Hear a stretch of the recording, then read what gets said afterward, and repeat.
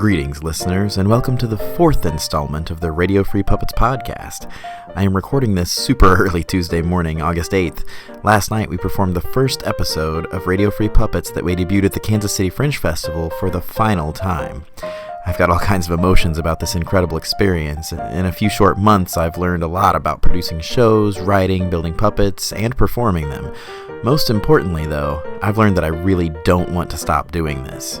So we're not. The next episode will be performed at the Buffalo Room on Tuesday, August 29th at 8 p.m. We have a lot of exciting things planned, new characters, guest stars, and going forward, each episode will only be performed once, so don't miss your chance to see each exciting new episode of Radio Free Puppets on stage at the Buffalo Room. This podcast features Harrison Peeler with the news from Lake Omigod, and let me tell you, it's one of my favorite bits. As I was writing it, I honestly was worried that it was too long or people wouldn't get the joke, and it turns out that a lot of people did get the joke, and I didn't need to worry. This was recorded the night of July 26th, and I got a bit of unplanned audience participation from someone who certainly got the joke, and it couldn't have been better.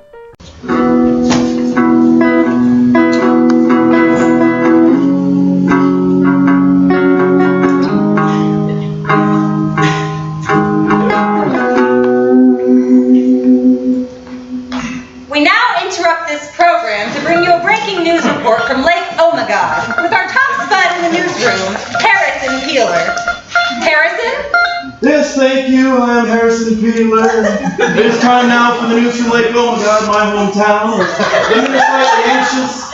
The women are exhausted from hearing about it, and trust is a four-letter word. The sun rises over the slightly murky waters of Lake Omigod. The sky is painted a hazy shade of red. Purple clouds swell and swirl in ominous foreboding fashion. It's a rare thing in Lake Omigod to see birds in the toxic air, but today is different. Today there is a lone buzzard circling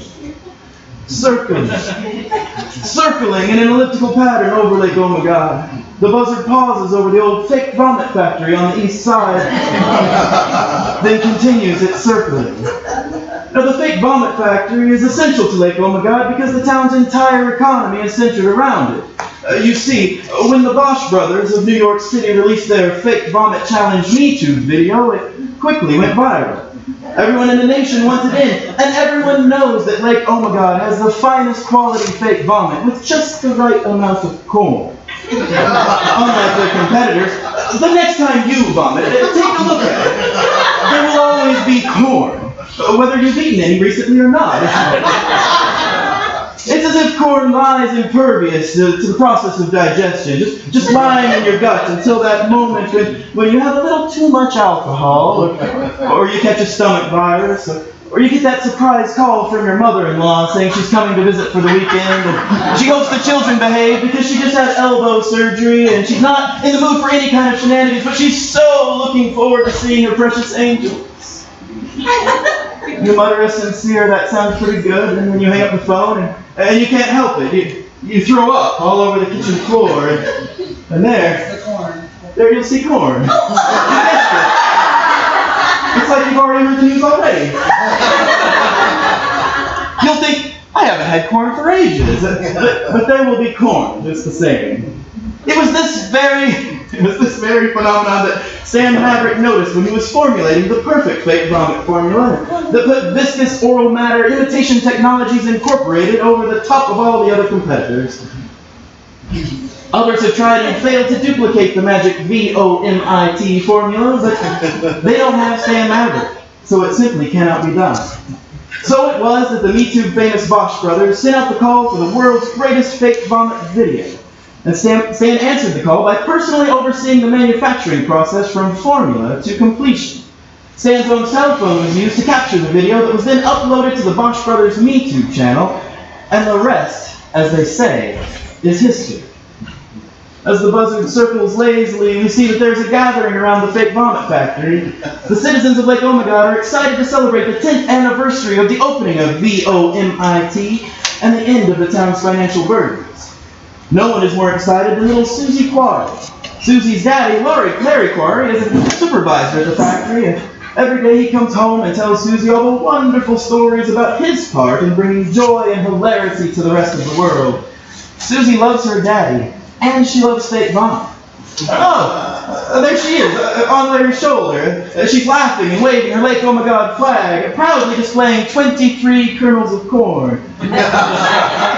Which isn't the precise ratio of corn, you understand. That secret is locked in a vault under the Lake Omigod Town Hall, where they just held a meeting to discuss the new snow routes, and Miss Mabel Marble Massington was not at all happy about how the snow clouds piled the snow right at the end of her driveway last year, and she felt as a tax-paying citizen she shouldn't have to put that burden on her poor son, Mark Massington, who, as you know, was in that horrible car accident that fractured his disposition, and he just hasn't been the same since.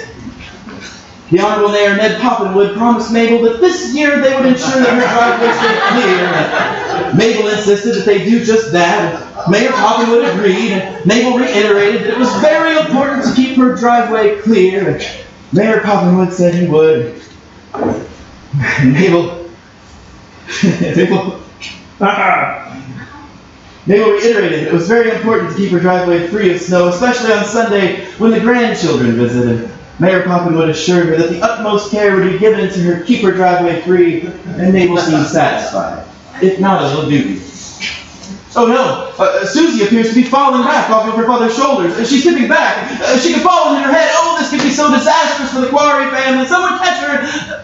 Oh, I see. I see now her father has hold of her ankles. He was teasing her, pretending to make her fall. They're both laughing now as Larry's wife Margaret slaps his arm in a not so much scolding way as playful, but serious too. And that's the news from Lake Omigod, my hometown, where the men are slightly anxious, the women are exhausted from hearing about it, and trust is a four-letter word.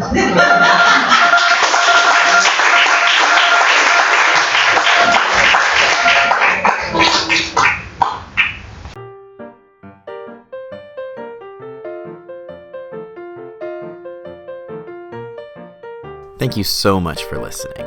For updates on performances, please like and follow the Just Puppets page on Facebook at facebook.com/justpuppets42.